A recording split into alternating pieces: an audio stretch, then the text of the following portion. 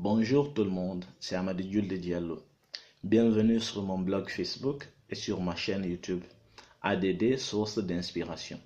Je traite ici des sujets qui ont pour but de vous inspirer, de vous pousser, de vous inciter à vous lancer dans cette aventure de conquête et d'accomplissement de vos rêves. Et tout cela à travers cette noble discipline de développement personnel.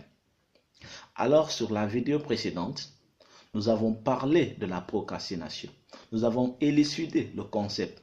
Nous avons essayé de parler du comportement du procrastiné au quotidien et de ses caractéristiques. L'objectif étant de vous aider à combattre la procrastination.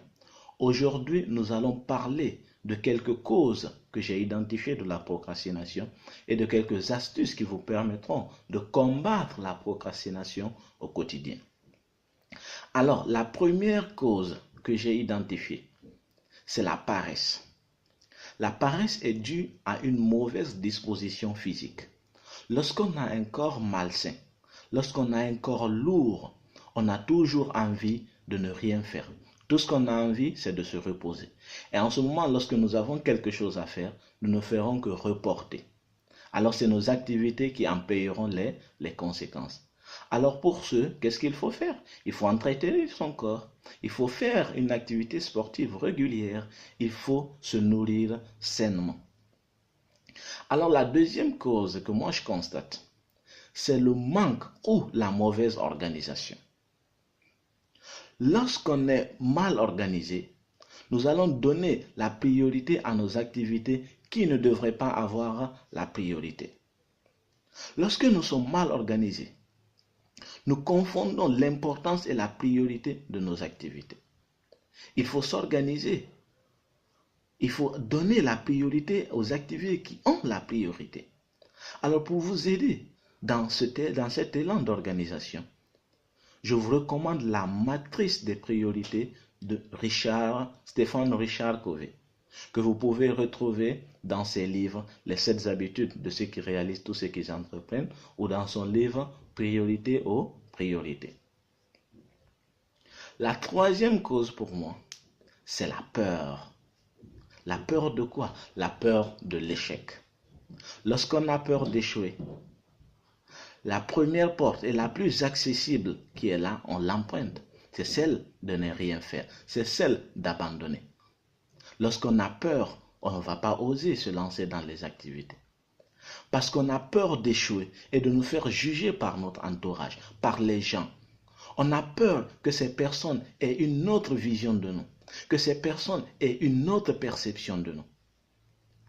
Alors pour combattre cette peur, il faut essayer de vous lancer des défis, de vous lancer dans des activités inhabituelles, de vous lancer dans des aventures, de sortir de votre zone de confort.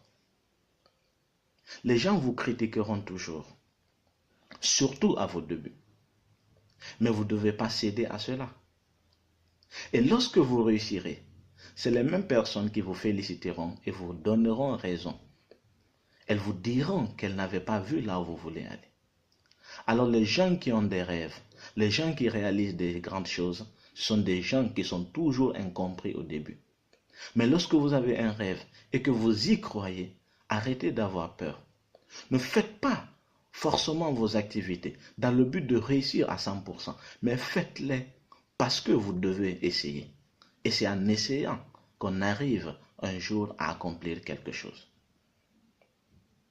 La quatrième cause ici, c'est la faible estime de soi. La faible estime de soi est un grand motif de la procrastination. Lorsqu'on a une mauvaise opinion de soi-même, lorsqu'on n'a pas confiance en soi-même, on ne se lance pas dans nos activités. Surtout lorsque nos activités nécessitent le contact d'autrui, l'interaction d'autrui.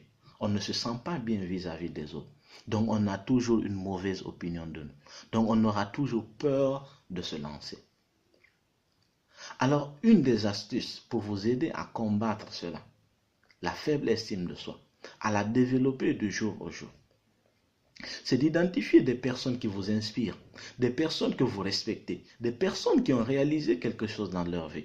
Et de vous rappeler que ces personnes sont nées comme vous. Elles ont grandi comme vous. Jusqu'à ce qu'elles arrivent à réaliser quelque chose dans leur vie.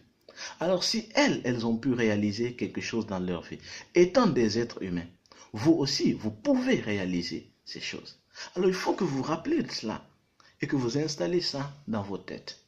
Lorsque vous êtes dans cette logique, ça vous aide à élever votre confiance en vous. Et la cinquième cause, c'est le manque de motivation. Notre motivation dépend de l'importance et de l'amour que nous avons vis-à-vis de notre activité. La motivation dégage une certaine énergie en nous que nous consacrons à nos activités. Et cette motivation est enclenchée par l'amour et l'importance que nous accordons à notre activité. Alors pour être motivé, il faut vous consacrer à des activités qui vous passionnent. Alors c'est pourquoi il faut retrouver votre passion et la vivre pour le restant de votre vie. Car c'est votre passion qui vous donne de l'énergie. C'est en étant passionné que vous dégagez de l'énergie que vous consacrez à vos activités. Alors voici 5 causes et quelques astuces qui vous aideront à combattre la procrastination.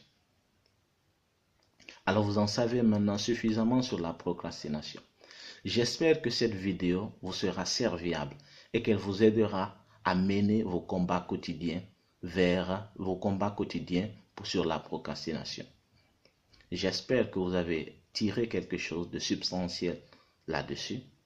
Alors si vous avez apprécié, aimez la vidéo, partagez-la, faites un petit commentaire et surtout continuez à apprendre de jour au jour. Et comme je le dis, les combats de la vie, on ne les gagne pas en un seul jour.